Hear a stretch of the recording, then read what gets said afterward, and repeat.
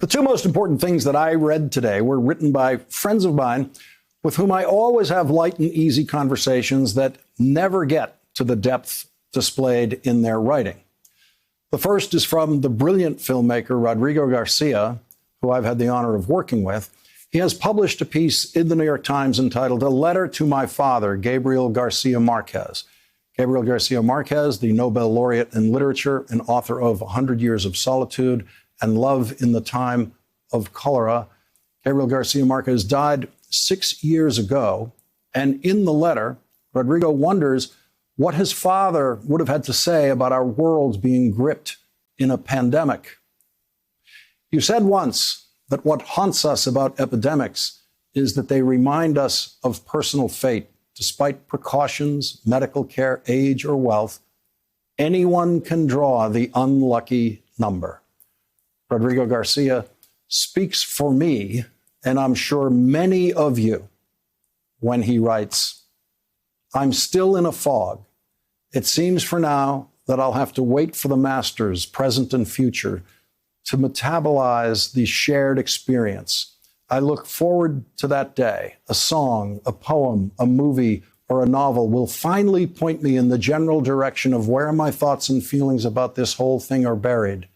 When I get there, I'm sure I'll still have to do some of the digging myself. The other piece of writing I want to leave you with is by 25-year-old Chase Beach. There's a picture of Chase back in the days when I met her with her father, Steve, who is as kind and capable and dependable as you could ever hope for in a friend and neighbor. Like many 25-year-olds, Chase is riding out the pandemic at home with her parents, sleeping in her childhood bedroom. But Chase got a head start. Chase writes, I got the call from my mom 2 years ago. Daddy is in the ICU, she said. He has a brain tumor. Chase didn't have to think about what to do. She immediately flew home to Los Angeles from New York City and never looked back.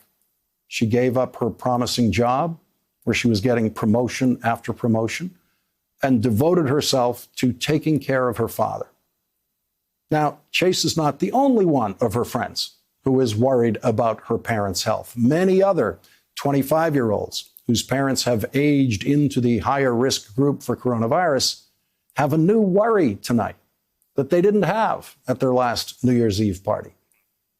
Chase Beach says that her friends' new worries about their parents' health has made her feel not quite so alone on what she calls this island of parental anxiety.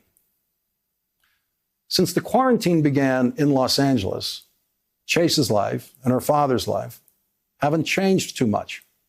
They take the same walk every day, with Chase pushing Steve's wheelchair. But Chase sees something on her neighborhood walks that I've totally missed. Something beautiful, something profound. When neighbors see us coming, they make an effort to swing well away, even more than the suggested 6 feet. This gesture, the way our neighbors step away, is a small example of this puzzling reality we're all facing. In order to stay safe, we must stay away. We stay away in order to remain, in a way, together.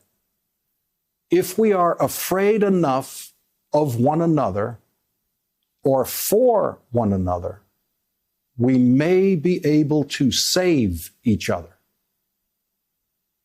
Love and fear, distance and solidarity have never been more obviously conjoined.